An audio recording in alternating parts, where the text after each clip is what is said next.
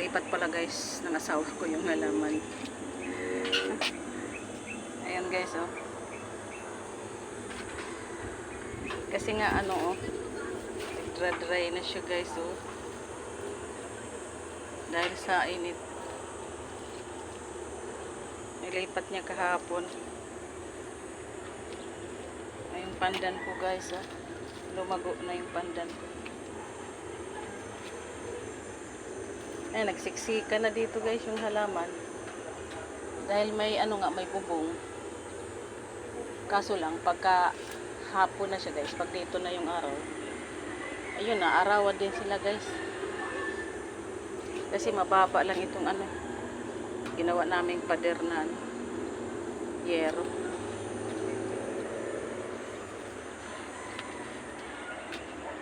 Nilipat pala niya. Ayaw nila sa ano, hindi sila makaabante sa init ng araw guys. Itong bulaklak na to guys, dumami na siya, oh.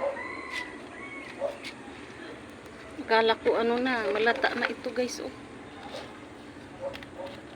Dumami siya. Ano na lang yan, mga 3 piraso lang noon. Ngayon dumami, oh.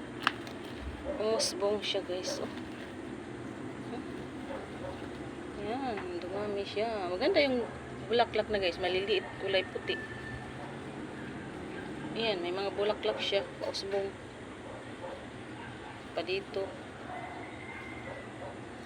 Kaso lang, ayaw niya ng ano, maraming tubig. Ayan yung alugbati ko guys, oh. Sana tuloy-tuloy. Paano kaya yan sila guys mag-ano, tubo ng tuloy-tuloy, oh. Magdikit-dikit man sila guys. Maganda sana kung may lupa. Malawak na lupa guys.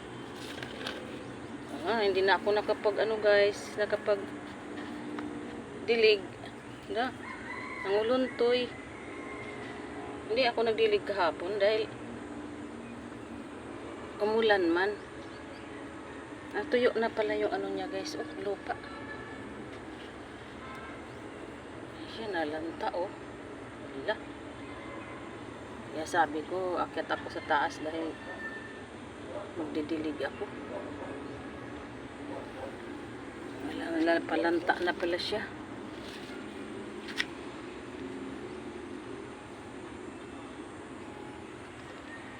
Ngayong ano, umaga, ayan, na ano sila, hindi na arawan.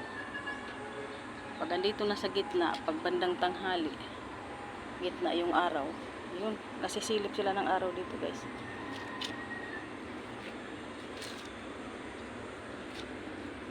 Magdidilig ako. Yung iba, yung nauulanan, yun, basa pa yung lupa. Yung tago, hindi na nauulanan, kaya ano, nag-dry na yung lupa guys. Tanggalin ko na itong ano ko, pamunas ko sa paa, sa kamay, tuyo na. Ito yung apo ko dito, gustong gusto talaga niya dito matulog. Higaan niya. Kurtina, pang tabing. Yan lang yung tabing guys, kurtina.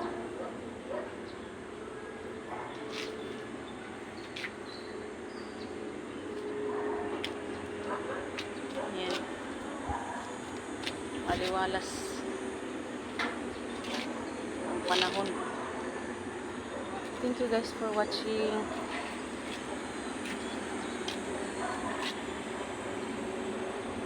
Didilig na ako guys. Thank you guys.